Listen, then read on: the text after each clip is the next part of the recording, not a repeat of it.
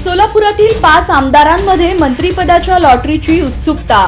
सोलापूर जिल्ह्यातील भाजप आमदार मुंबईत आज संभाव्य मंत्र्यांची नावे अन खाती होणार निश्चित। महायुती सरकारचा गुरुवारी तारीख 5 रोजी शपथविधी पार पडणार असून केंद्रात नरेंद्र आणि राज्यात देवेंद्र हे समीकरण 2014 नंतर आता 2024 मध्ये पण पाहायला मिळणार आहे। 2014च्या मुख्यमंत्री फडणवीस यांच्या मंत्रिमंडळात सोलापूर जिल्ह्यातील 2 आमदारांना संधी मिळाली होती। आता त्यांच्याच नेतृत्वातील सरकारमध्ये सोलापूरला मंत्रिपद मिळणार का आणि त्याची लॉटरी कोणाला लागणार याची उत्सुकता संपूर्ण जिल्ह्याला लागली आहे। अखेर मुख्यमंत्री कोण होणार याचा फैसला आज होणार आहे। गृह खात्यावरून एकनाथ शिंदे आणि देवेंद्र फडणवीस यांच्यात चढाओढ सुरू आहे, तर तिकडे आपल्या पदरात महत्त्वाची खाती पडावी म्हणून अजित पवार गेल्या 2 दिवसांपासून दिल्लीत ठाण मांडून आहेत। मात्र अजूनही अजित पवार आणि अमित शहा यांची भेट झालेली नाही। अर्थमंत्री राष्ट्रवादीकडेच राहावं, मंत्रिमंडळात 7 कॅबिनेट आणि 2 राज्यमंत्री पदासाठी अजित पवार आग्रही आहेत। आज पुन्हा बैठक। एकनाथ शिंदे आणि देवेंद्र फडणवीस यांच्या बैठकीत मंत्रिपदावर देखील अंतिम तोडगा निघाला नसल्याचं कळतंय।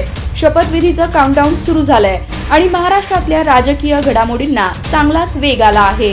काल संध्याकाळी देवेंद्र फडणवीस यांनी वर्षा बंगला गाठत एकनाथ शिंदे यांची भेट घेतली। या बैठकीत दोन्ही नेत्यांशिवाय इतर कुणीच नव्हतं। जवळपास 40 ते 45 मिनिटं ही बैठक चालली। या बैठकीनंतर गृह खात्यासाठी एकनाथ शिंदे आग्रही असले तरी हे खातं देवेंद्र फडणवीसांकडेच राहणार असल्याचं सूत्रांच्या माहितीनुसार समोर आलं आहे। अतिक्रमणधारकांनी घेतला मोहिमेचा धसका। महापालिकेच्या वतीने शहरात 2 डिसेंबर पासून शहर स्वच्छता मोहीम राबवण्यात येणार आहे। या पार्श्वभूमीवर महापालिकेची अतिक्रमण विभागाची शहराच्या विविध भागात मोहीम राबवण्यात येत आहे। या मोहिमेचा शहरातील बेकायदा अतिक्रमणधारकांनी धसका घेतला आहे। 2 दिवसात अतिक्रमण विभागाने 7 रस्ता, Bhaiya Chowk, railway station, D Mart, Siddheshwar Prashala परिसरात मोहीम घेऊन बेकायदा अतिक्रमण काढल्याने या परिसराने मोकळा श्वास घेतला आहे। फडणवीसांच्या शपथविधीला उद्धव ठाकरेंना निमंत्रण, 19 राज्याच्या मुख्यमंत्र्यांनाही आव्हान, महायुतीकडून जय्यत तयारी।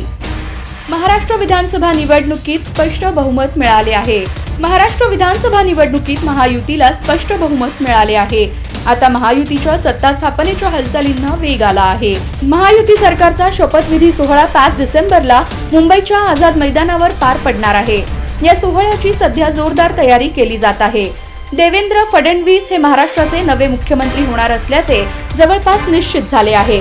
शिवसेना ठाकरे गटाचे प्रमुख उद्धव ठाकरे यांच्यासह 19 राज्याच्या मुख्यमंत्र्यांनाही शपथविधी सोहळ्याचे निमंत्रण देण्यात आले आहे।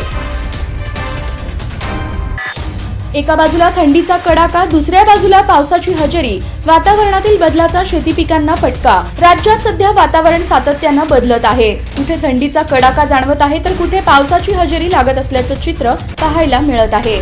मात्र या बदलत्या वातावरणामुळे राज्यातील शेतकरी मात्र चिंतेत आहेत। या वातावरणातील बदलाचा शेती पिकांना फटका बसण्याची शक्यता आहे। आज परभणी शहरासह जिल्ह्याच्या विविध भागात जोरदार पावसानं हजेरी लावली। या पावसामुळे रब्बी पिकांचे नुकसान होण्याची शक्यता वर्तवली जाते। सोलापुरात कांद्याला 2600 रुपयांचा सरासरी भाव। 3 दिवसांपासून सोलापूर जिल्हाभर ढगाळ वातावरण असल्याने शेतकरी धास्तावला आहे।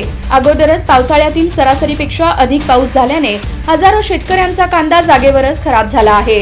त्यात आता अवकाळी पडल्यास आणखी नुकसान होईल अशी चिंता शेतकऱ्यांना आहे। दुसरीकडे सोलापूर बाजार समितीतील सरासरी भाव देखील 200 ते 300 रुपयांनी कमी झाले आहेत। मंगळवारी सोलापूर बाजार समितीत 443 गाड्या कांदा आला होता। शेतकऱ्यांना प्रति क्विंटल सरासरी भाव 2600 रुपयांपर्यंत मिळाला।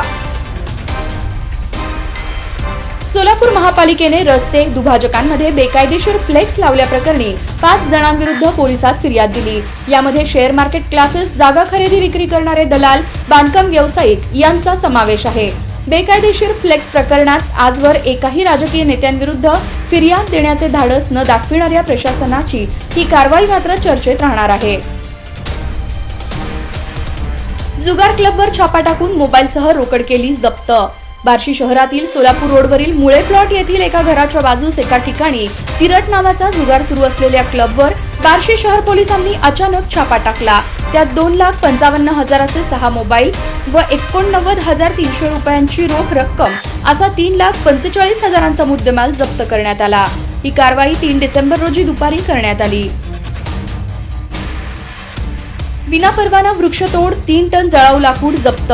वनपरिक्षेत्र अधिकारी सांगोला यांनी दिवसा फिरती करीत असताना विनापरवाना वृक्षतोड करून विनापरवाना वाहतूक करत असताना 12,000 रुपये किमतीच्या 3 टन कडुलिंबाच्या लाकडासह पिकअप वाहन जप्त केले. ही कारवाई सोमवार 2 डिसेंबर रोजी सांगोला ते मेडशिंगी रोडवर केली. याबाबत रोहित राजाराम ऐवळे वृक्षतोड मजूर व भाऊसाहेब दामू शिंगारे दोघेही राहणार चिंचोली तालुका सांगोला व वाहन चालक संजय काशीनाथ माने राहणार सांगोला यांच्या विरुद्ध गुन्हा नोंद केला आहे.